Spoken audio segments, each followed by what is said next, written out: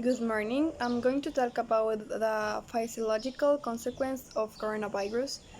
Um, as we know, insulation not only generates consequences, but all the change that surround confinement too.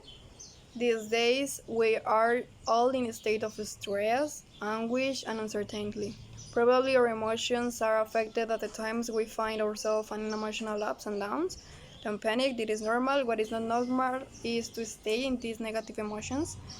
The physiological consequences that we can find at the moment are anxiety, fear, apathy. Can be the main protagonist these days. These emotions are a consequence of the uncertainty that the situation generates. Catastrophic and anticipatory those may appear, putting us in the worst and most improbable scenarios, but that will generate great discomfort.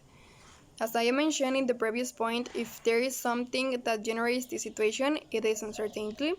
We need to know what is going to happen next so that we can anticipate what is going to happen. Human beings constantly try to control everything around us. This, as we know, sometimes is not possible, and that attempt to control will generate more anxiety. This time you may feel like there is nothing you can do. Just wait. This can be frustrating. This uncertainty can lead us to constant search for information, filling these days of information. In this case, we have to be careful because much of the information we are receiving are not from official sources and can lead to error. And on the other hand, the excess of information can generate negative consequences on our state of physical and emotional health. These days, there is a flood of information by physiology and coronaviruses in different ways, like television, radio, internet, WhatsApp chats.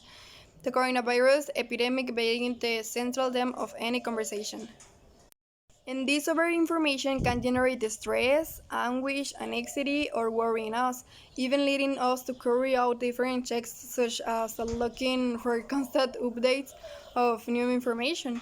For example, the number of the new infections or checking our physical health, such as checking our temperature. And in this time of confinement, due to the expansion of the coronavirus, certain emotional changes will be present in us. It is possible that a certain moment or state of mind remains stable, but another times it can carry more unpleasant emotions such as sadness, fear, or anger, as well as the appearance of irritability, anguish, worry, stress, depressive symptoms, sleep problems, among others. So that's why it is important that we normalize and attend all the different states in which we can find ourselves through these days. Human beings are social beings. We need to contact with others for our survival.